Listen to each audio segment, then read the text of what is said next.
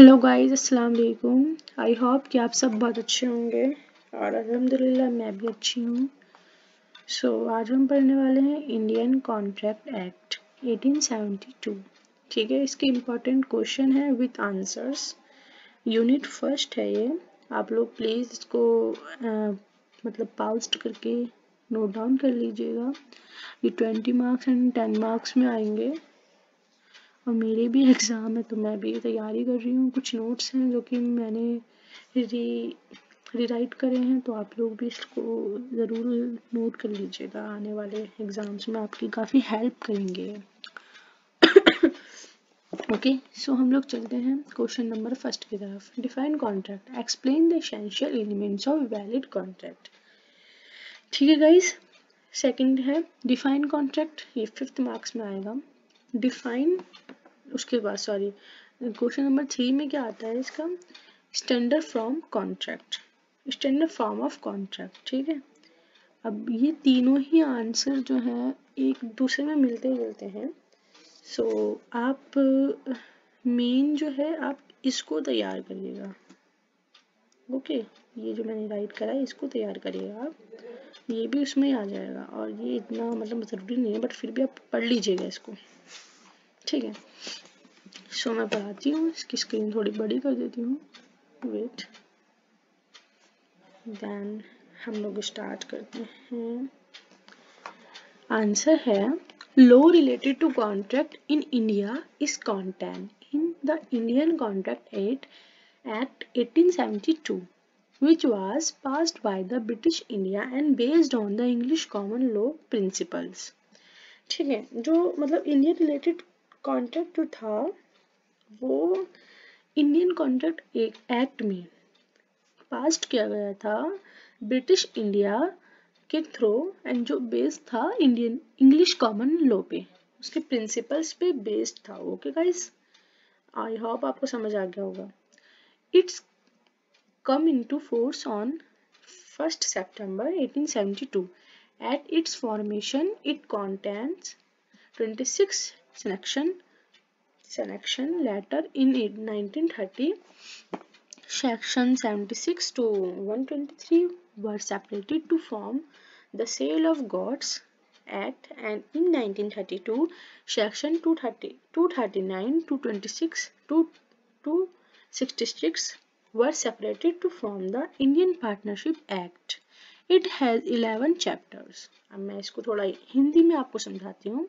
ये आया था, मतलब ये फोर्स में आया था 1 सितंबर को 1872 को, और जो इसका फॉर्मेशन है, इसके फॉर्मेशन में इसके सिलेक्शन लेटर हैं 266, ठीक है, जो 1930 में थे। फिर इसके बाद सेक्शन 76 से लेकर 123 तक ये सेपरेटेड हो गया था। सेल ऑफ गुड्स, जो गुड्स का जो एक्ट था उससे ही सेपरेट हो गया था। उसके बाद 1932 में सेपरेट हुआ था, ये याद रखिएगा।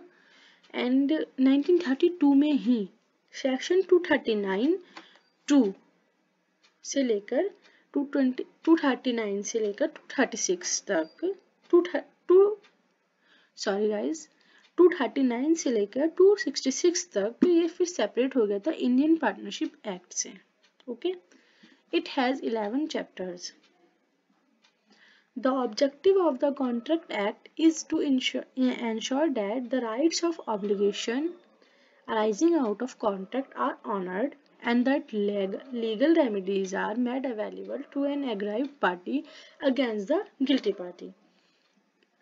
आई होप ये इजी समझ आएगी होगा आपको कि जो इसका कॉन्ट्रैक्ट एक्ट है वो इंश्योर करता है कि जो राइट्स हैं, ऑब्लिगेशन वो अराइज होते हैं, कॉन्ट्रैक्ट्स ऑब्लिगेशन के जो राइट्स है वो अराइज होते हैं, और जो कॉन्ट्रैक्ट है वो एक ऑनर्ड है, और इसको legal remedies are made available, बनाई गई हैं, अवेलेबल हैं एग्रीड पार्टी के लिए और अगेंस्ट गिल्टी पार्टी।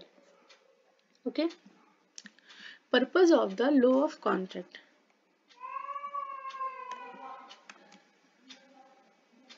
ये बहुत इंपॉर्टेंट है। Purpose of the law of contract, the objective of law of the contract is that the promise made by man shall be performed by them regularly। देखो ये कितना important है, ये आपकी contract की एक मतलब डेफिनेशन बन चुकी है यहीं पर, ठीक है। उसके बाद क्या आता है, contract as defined by eminent jurist according to Pollock, every agreement and promise enforceable by law is contract.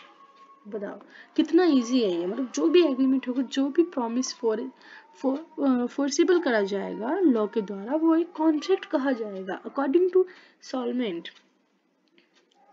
A contract is an agreement creating and defining obligation between the parties. So simple। मतलब जो contract है और वो एक agreement है, agreement create करता है और डिफाइन करता है ऑब्लिगेशन को बिटवीन द पार्टीज। सो आप लोगों को आई होप ये समझ आ गया होगा, ये छोटा सा व्हाट इज कॉन्ट्रैक्ट था। बाकी आगे के जो 2 आंसर्स हैं मैं इंशाल्लाह वो आने वाली वीडियोस में आपको पोस्ट कर दूँगी, क्योंकि मैं ज़्यादा बड़ी वीडियो अभी पोस्ट नहीं कर पा रही हूँ। So what is contract, define contract, I hope समझ आ गया होगा। इसको नोट डाउन कर लीजिएगा और इंशाल्लाह ये काफ़ी आपको हेल्पफुल रहेगा शॉर्ट आंसर टाइप क्वेश्चन में। ओके, अल्लाह हाफिज़।